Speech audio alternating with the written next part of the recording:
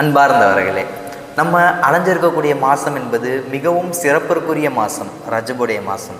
இந்த மாதத்தை குறித்து நபி அவர்கள் சொல்லி காட்டும் போது எவ்வாறு சொல்லி காட்டினார்கள் என்று உங்களுக்கு தெரியுமா? இந்த ரஜபுடைய மாதம் என்பது அல்லாஹுவிற்கான மாதம் என்பதாக நபி அவர்கள் குறிப்பிட்டு காட்டியிருக்கிறார்கள். ஆக அல்லாஹுடைய மாதத்தை நாம் அடைந்திருக்கின்றோம். நம்முடைய செயல்பாடுகளில் ஒரு சில மாற்றத்தை நாம் ஏற்படுத்துவது கடமையாக இருக்கின்றது.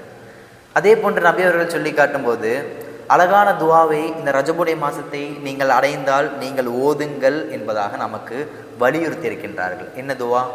அல்லாஹும்ம பாரிக் லனா ஃபீ ரஜப வ ஷஅபான் வ பல்லிக்னா ரமலான்.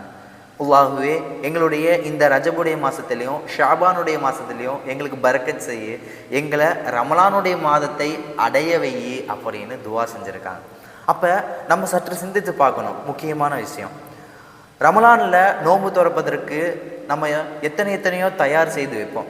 வடை, ஜூஸு, கஞ்சி எல்லாம் வாங்குவோம். எப்போ ஆரம்பிப்போம்? அசர் முடிச்சோன்னே ஆரம்பிச்சிடுவோம். அசர் முடிச்சுட்டு கஞ்சி வாங்கிட்டு நம்ம வீட்டுக்கு போனோம் அப்படின்னா வடை, ஜூஸு எல்லாம் வாங்கிட்டு கடைசியில் வந்து உட்காந்து துவா கேட்குறதுக்கு மட்டும்தான் நமக்கு டைம் இருக்கும். அப்போ சற்று யோசிச்சு பாருங்கள், அந்த நோன்பு துறப்பதற்காகவே ஒரு 2 மணி நேரம் நம்ம ஸ்பெண்ட் பண்ணுறோம் அப்படின்னா நமக்கு ஒரு 2 மாதத்தில் ரமலான் என்னும் மிகச்சிறந்த மாதம் வந்தடைய இருக்குது. அப்போ இந்த மாதத்தில் அந்த மாதத்தை நாம் அடைவதற்கு இப்போலிருந்தே நம்ம தயாராகுவது மிகவும் முக்கியமானதாக இருக்கின்றது.